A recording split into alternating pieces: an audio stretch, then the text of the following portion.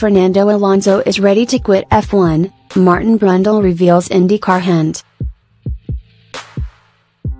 Alonso's future is up in the air for next year as his current McLaren contract expires at the end of the season. The Spaniard signed a one-year deal in 2017 on the proviso that the team would deliver him a car, complete with new engine supply from Renault replacing the disastrous Honda, capable of challenging at the front of the grid. But Alonso has only once finished in the top 5 so far in 2018 and suffered a gearbox failure on Sunday that saw him retire from the Monaco Grand Prix. And former driver-turned-pundit Brundle believes the 36-year-old may finally be ready to give up on F1. "I had a long sit-down interview with Fernando Alonso pre-race and he gave me a distinct impression that he likely wouldn't be on the F1 grid next year," Brundle told Sky Sports. That wouldn't have been helped by his retirement in the race, and post-race he publicly criticized Monaco and applauded the Indy 500.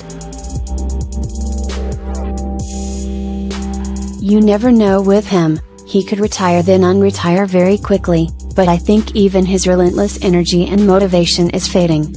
Alonso skipped last year's Monaco Grand Prix, when the McLaren Honda team was in a pit of despair in terms of performance, to race in the Indianapolis 500. And while he was not allowed to get behind the wheel in the US race this time around, he was quick to point out the difference in excitement levels between last Sunday's two iconic races. "At least, watching the Indy 500 was fun, especially because the people who watched this race were a bit numb," Alonso said. "Monaco was probably the most boring race in the history of F1, this year.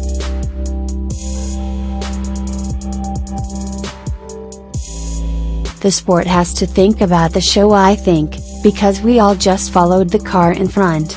Maybe we should give the fans some compensation for paying for a ticket." And Alonso was also frustrated to see Daniel Ricciardo lift the trophy. "The pace of Red Bull was disappointing," Alonso added. "We use the same engine as them. They are our yardstick and in an ideal world, we should be on par with them. But we know what levers to pull to make the McLaren faster,